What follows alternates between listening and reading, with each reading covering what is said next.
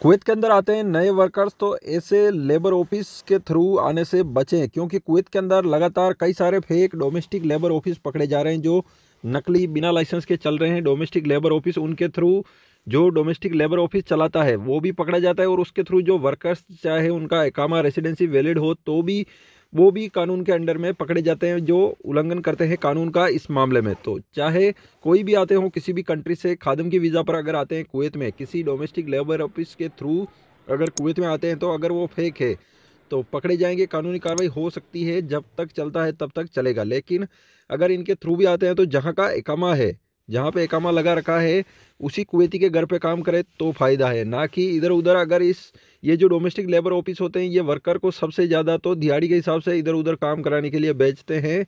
तो इसके बारे में फिर वह कार्रवाई होती है, पकड़े जाते हैं तो फिर सभी को कुवैत में कुछ दिनों तक रख के फिंगर ब्लॉक करके कुवैत से निकाल दिया जाता है। तो इस बारे में ख्याल रखें, कुवैत में फेक डोमेस्टिक लेबर ऑफिस के थ्रू काम ना करें। अगर आते हैं तो भी कुवैती के घर पे ही काम करें, अगर खादिम की वीज़ा पर आते हैं तो। या फिर बाहर अपनी मर्जी से काम करते हैं तो कितने दिन चलेगा कोई भरोसा नहीं है, इसीलिए बाहर काम करने से बचें।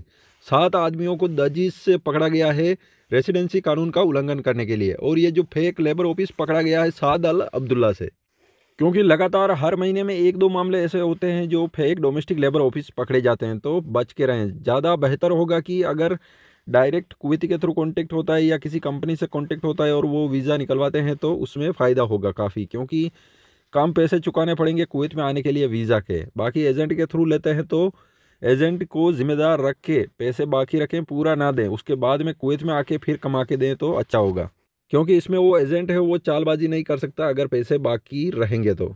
या फिर ऐसा कह सकते हैं कि जैसे ही कुवैत में मेडिकल इकामा लग जाएगा, सिविल आईडी कार्ड हमारे पास आ जाएगा तो पेमेंट पूरा कर देंगे, तो फिर उसमें कोई टेंशन नहीं है। बाकी इस बात का ख्याल रखें। चैनल को सब्सक्राइब ज़रूर करें ताकि कुवैत के आने वाली ज़रूरी इंपॉर्टेंट खबरें मिस ना हो।